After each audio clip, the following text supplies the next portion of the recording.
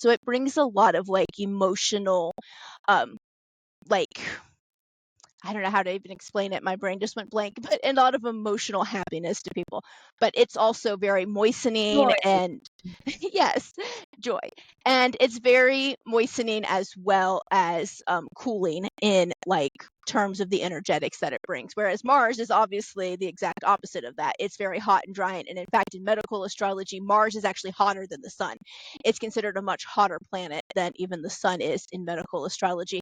So it brings a lot of heat and a lot of warmth and a lot of drying aspects into your chart.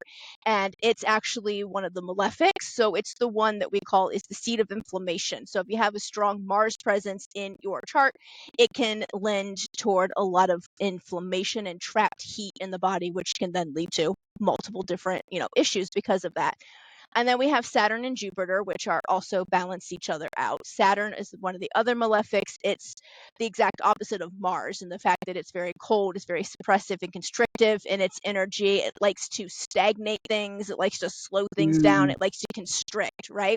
And that makes sense because it rules boundaries. And this is like emotional boundaries, physical boundaries, spiritual boundaries, all the boundaries of your life. And then it rules Capricorn, which rules the actual physical boundaries of your body, your skin, your bones, etc.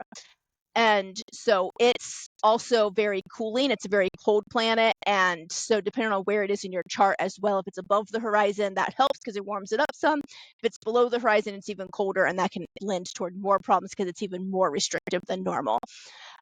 Jupiter is the gas giant, so it's very opposite of Saturn, right? Saturn's constrictive. Jupiter is very expansive and expressive and jovial, and it brings a lot of joy to your life and too much of a good thing sometimes.